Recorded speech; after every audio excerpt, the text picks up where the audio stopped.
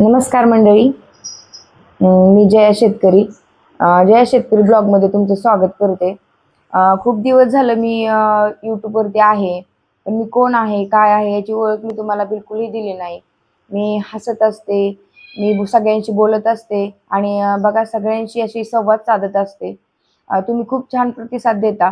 पण माझी पण एक कहाणी आहे, माझं पण एक सत्य आहे. माझ्या आयुष्यातली एक मोठी दुःखद घटना झालेली आहे, ती मी तुमच्याबरोबर शेअर करणार आहे. सगळ्यांना मी हसताना दिसते, शेतामध्ये काम करताना दिसते. सगळे मला भरभरून प्रतिसाद देतात. खूप सारं म्हणजे आपल्या चॅनलला आपल्या पसंत करतात, सगळेजण लाईक करतात. खूप सारे आपले 1 महिन्यामध्येच खूप सारे सबस्क्रायबर सुद्धा आपले वाढलेले आहेत. माझ्या शेताकडची व्हिडिओ असतात. मी एक शेतकरी आहे आणि माझ्या जीवनाची खरी कहाणी मला आज तुम्हाला सांगावीशी वाटली, कारण सगळे एवढे प्रतिसाद देतात, एवढे पसंत करतात. तर म्हटलं ही आपली फॅमिली झालेली आहे. तर मला असं वाटतं की आपल्या फॅमिलीपासून एखादी गोष्ट लपवणं खूप चुकीचं आहे. तर मी तेच आज सांगण्याचा तुम्हाला प्रयत्न करते, की माहीत नाही तुम्हाला माझ्याबद्दल आता काय वाटेल, काय नाही.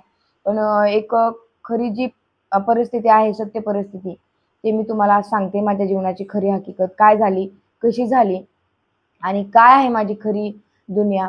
तर बघा खूप दिवसापूर्वी म्हणजे सगळ्यांसाठी एक विनंती आहे, की बघा तुम्हाला जर प्रॉब्लेम काही असेल, काही आजारी असाल, तर तुम्ही तात्काळ दवाखान्यामध्ये जात जावा.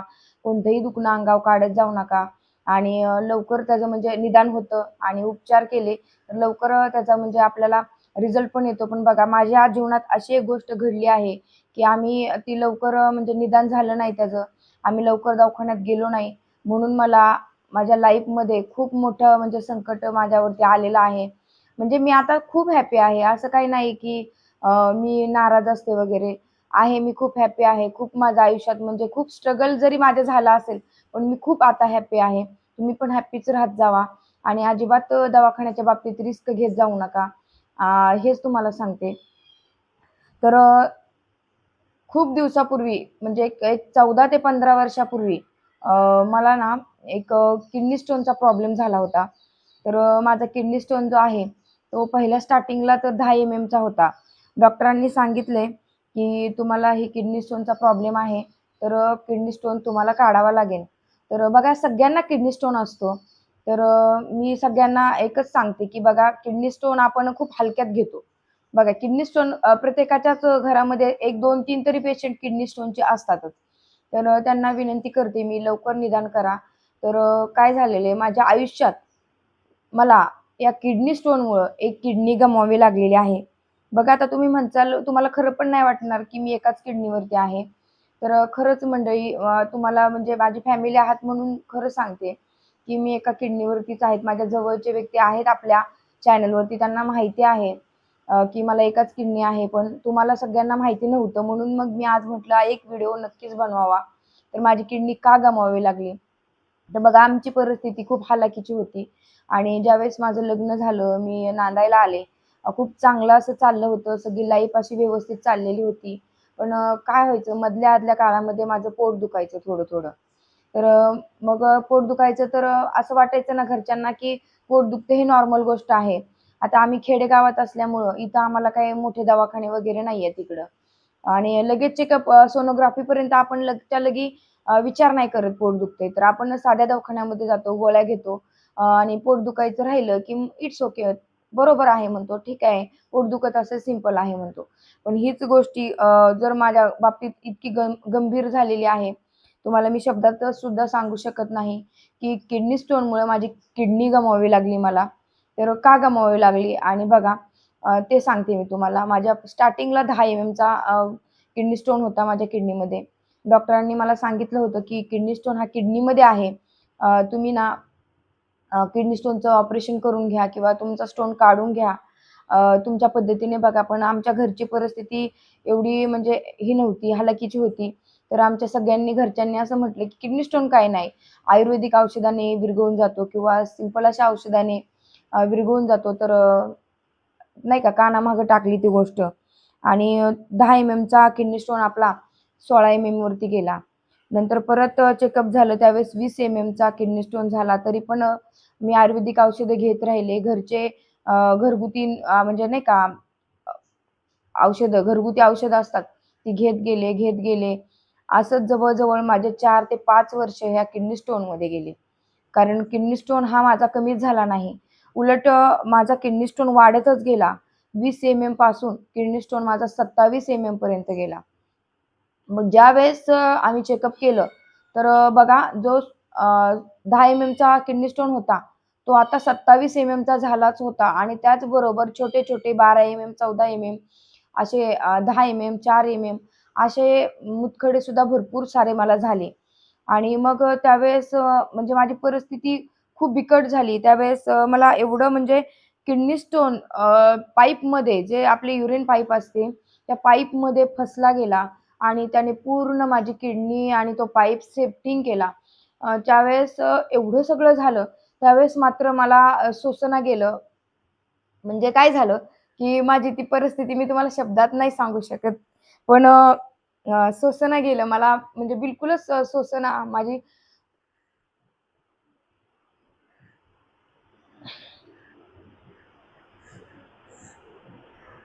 म्हणजे एखादं दुखणं आपल्याला असंही होतं, की सोसतच नाही आपल्याला. ती परिस्थिती माझ्या येऊन ठेपली आणि असं मला वाटलं, की एका क्षणाला मला वाटलं, की आता माझं काही खरं नाही. कारण एवढं सगळं किडनी ब्लॉक केली त्याने.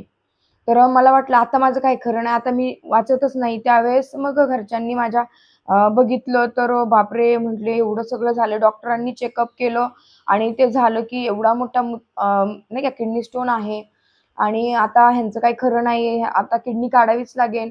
त्यावेळेस पण काय झालं, किडनी काढावी लागेल म्हटलं तर आम्ही म्हणजे शहरातली लोकं नाहीये. लगेच निर्णय घेत नाहीत आमची खेड्याकडची लोकं. त्यांनी काय केलं, की त्यांना खरं नाही वाटलं, की किडनी काढावी लागेल. मग आम्ही तरी त्यामध्ये सुद्धा 2 महिने गेले, की कोण म्हणायचं इकडे एखादा दवाखाना आहे, तिकडे दाखवा. कोण म्हणायचं इकडं चांगला दवाखाना आहे, तिकडे दाखवा. ह्याच्यात आमचे जवळ-जवळ 2 महिने गेले आणि नंतर मग माझ्या घरच्यांनी पण नाही का अ, परत शेवटी खूप विचार केला, की आता हिचं काही खरं नाहीये, ही वाचेल का नाही? ही जगेल का नाही? ही म्हणजे गॅरंटी संपली होती सगळी कारण मी पूर्ण झोपून होते आणि एवढं सेप्टिंग झालं होतं माझ्या किडनीमध्ये, की मला ताप यायला लागला आणि मी पूर्ण बेडवरती झोपून होते. खूप प्रॉब्लेम क्रिएट झाला. त्यावेळेस मग आता ही मरणार अशीच परिस्थिती म्हणजे निर्माण झाली होती. मग कोणीतरी सांगितलं आम्हाला पुण्यामध्ये खूप छान दवाखाना आहे, तुम्ही तिथे जाऊन बघा. तर सगळ्या डॉक्टरांनी इकडे चेकअप केलं त्यावेळेस सगळ्यांनी सांगितलं, "हां, हिची किडनी खराब झालेली आहे, किडनी काढावीच लागेल." मग माझ्या मिस्टरांनी मला पुण्याला नेलं. परिस्थिती खरंच खूप हलाखीची होती. त्यावेळेस आमच्याकडे पुरेसे पैसे नसायचे. जी आता परिस्थिती आहे, ती परिस्थिती त्यावेळेस नव्हती आणि पैसेसुद्धा नसायचे त्यावेळेस आमच्याकडं. पण आम्ही कसंबसं करून मला पुण्याला दवाखान्यात नेलं आणि डॉक्टरांकडे दवाखान्यात नेल्यावरती डॉक्टरांनी सांगितलं, की ह्यांची किडनी लगेच काढावी लागेल. नाहीतर जी दुसरी किडनी आहे ना, त्याच्यावरती सुद्धा प्रॉब्लेम होऊ शकतो. दुसरी किडनी सुद्धा वाचू शकत नाही. जर तुम्ही उशीर केला तर. मग मात्र पर्यायच नव्हता. इकडून-तिकडून पैसे गोळा केले. कारण माहिती आहे ना, ज्यावेळेस गरीब परिस्थिती असते त्यावेळेस कोणीच मदतीला धावत नाही. सगळे त्यातून गेलेले आहेत. तुम्हाला सगळ्यांना माहिती असेल. अ, की गरीब परिस्थिती असल्यावरती पाहुणे-रावळे सुद्धा आपला विचार नाही करत. त्यावेळेस आमच्या बाबतीत सुद्धा असंच झालं. विचार नाही केला. सगळ्या पाहुण्यांकडे हात पसरले. कोणी आम्हाला मदतीला म्हणजे तयार नाही झालं. तरी ठीक आहे. माझ्या मिस्टरांनी खूप इकडून-तिकडून गोळा केले पैसे आणि मला हॉस्पिटलमध्ये दाखल केलं आणि झालं. ऑपरेशन झालं. खूप मोठं ऑपरेशन होतं ते. कारण किडनीच काढायची होती. तुम्हाला पण माहिती आहे किडनीच्या बाबतीत किती मोठं ऑपरेशन असू शकतं माझं.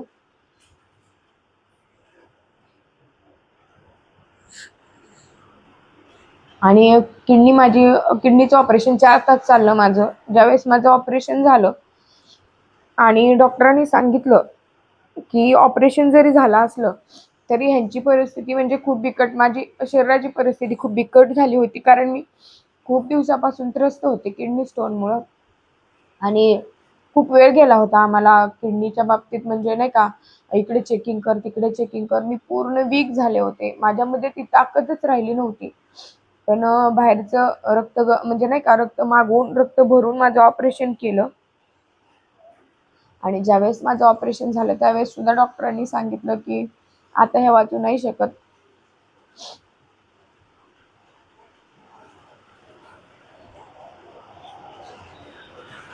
आता ह्या वाचू नाही शकणार, कारण खूप वीक झालेले आहेत आणि बाहेरचं रक्त त्यांना म्हणजे मॅच होत नाहीये. रक्त जर नाही मॅच झालं तर म्हणजे नाही हे वाचू शकणार असं सांगितलं. 48 तासांची मुदत दिली मला आणि सगळेजण प्रे करत होते देवाला, माझ्या घरचे, माझे मिस्टर. खूप परिस्थिती गंभीर झाली होती सगळ्यांची. आता काय करायचं?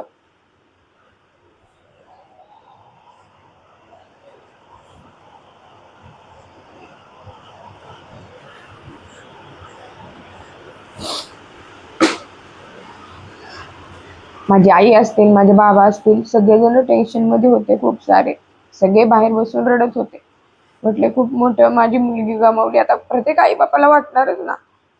आई बापा बरोबर माझे मिस्टर सुद्धा आणि माझं लहान बाळ होतं, की माझं बाळ खूप छोटं होतं त्यावेळेस. सगळ्यांनी असं खूप टेन्शन घेतलं. आता काय करायचं, कसं होणार? आपण तर पुण्याला आलोय, जाताना कसं माझ्या मिस्टरांना तर खूप खूप खूप टेन्शन आलं. त्यांनी खूप स्ट्रगल केलं माझ्या बरोबर आणि शेवटी फायनली डॉक्टरांनी सांगितलं होतं 48 तासांमध्ये ह्या जर शुद्धीवर नाही आल्या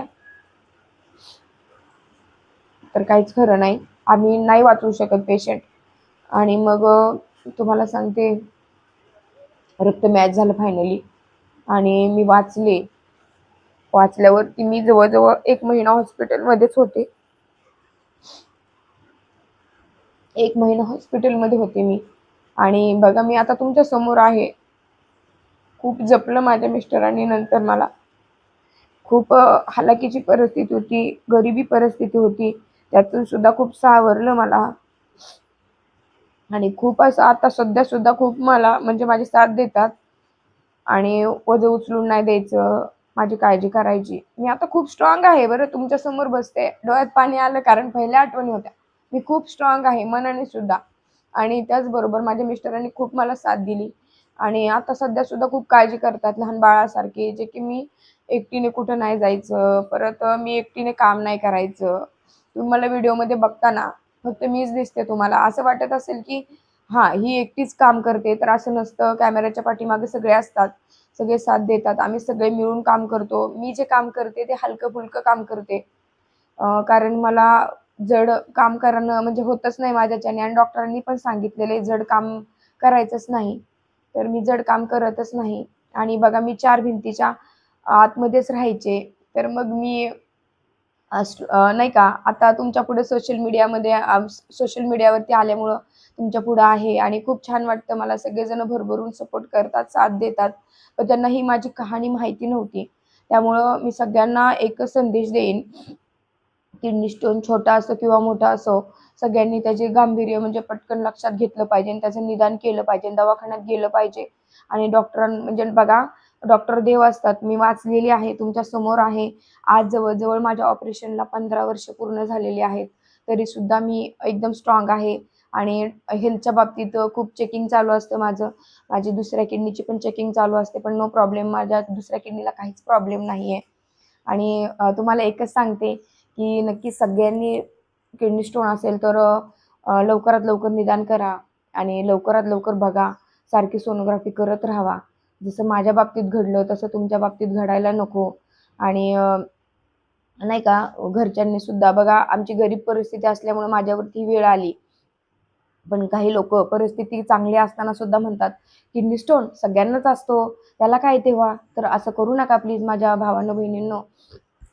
कळकळीची विनंती आहे तुम्हाला, की मी कळकळून सांगते, ज्यावेळेस माझी किडनी गमावली त्यावेळेस मला खरं जीवनाचा खरा अर्थ समजला. जीवन काय असतं? शरीरातला एखादा पार्ट ज्यावेळेस जातो ना, त्यावेळेस त्या माणसाला विचारा. एखाद्या माणसाला हात नसतो त्याला विचारा हाताचं महत्त्व. एखाद्याला पाय नसतो त्याला विचारा पायाचं महत्त्व. एखाद्याला डोळा नसतो त्याला विचारा डोळ्याचं महत्त्व. तसंच माझ्या बाबतीत झालंय, की मला एक किडनी नाहीये. मला विचारा किडनीचं काय महत्त्व असतं, कसं असतं. पण मी खूप स्ट्रॉंग आहे मनाने सुद्धा आणि माझ्या मिस्टरांची साथ आणि तुमच्या सगळ्यांचं प्रेम म्हणून मी आज तुमच्या समोर आहे. माझ्या आयुष्यात हे घडायचंच होतं, ते घडलेलं आहे. असं मी कोणालाही दोष देत नाही, की ह्याच्यामुळे झालं, त्याच्यामुळे झालं. पण मी एवढंच सांगेल, की लवकरात लवकर आपली चेकअप करून घ्या आणि किडनी स्टोन असेल तर लवकर निदान करा. आणि एवढंच मला सांगायचं होतं. धन्यवाद. माझी पूर्ण कहाणी तुम्ही ऐकलीत आणि खूप सपोर्ट करता तुम्ही सगळेजण. अजिबात नाराज होऊ नका. तुमची ताई खूप स्ट्राँग आहे. आणखीन खूप सारे व्हिडिओ आपले येणार आहेत.